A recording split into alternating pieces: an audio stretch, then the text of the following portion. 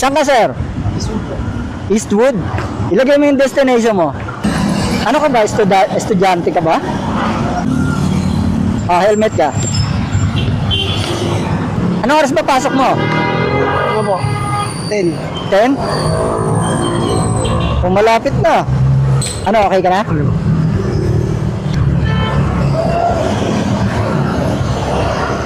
Ba't parang nagdadalawang isip ka? Nahiya ako na eh. Ha? Nahiya po ako eh. Nahiya. Huwag kang mahiya sa akin. Anong page niya? Ah, eto. Ayan, eto. Hindi ka ba naniniwalang libre? Ha? Hindi. Naniniwala na ako kanina. Ha? Naniniwala na ako kanina. Kasi nahiya lang ako. Ba't ka naman nahihiya?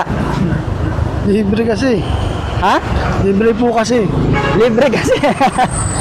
Wala talagang bayad, sir. Yun nga ang ano. Yun nga ang sinundan mo, nakarating na sa trabaho eh. Po? Yun nga ang sinundan mo na pasahero, naihatid ko na sa Ortigas. Dahil naman. Ngayon sumunod, ikaw naman, Eastwood. Ano ka ba doon? Sa restaurant po ako eh. Ah, chef ka ba? Kaya ganyan uniform mo? Ano po? Ah, chef ka? Butcher po. Ha? Butcher. Butcher? Ang taga-hiwa po.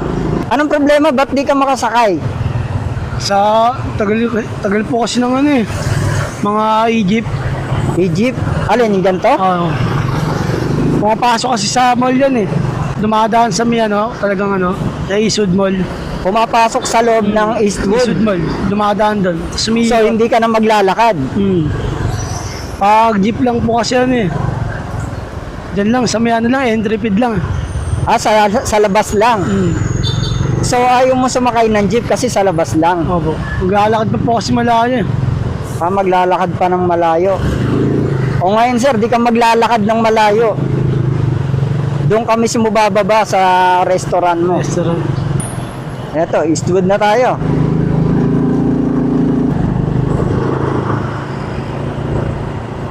Dito sa side na to, no?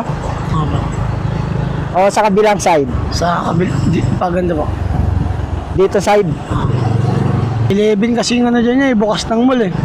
Ah, kaya sarado yung entrance. 11 pa yung bukas niyan. Dito na kaya. Dito ka na? Opo.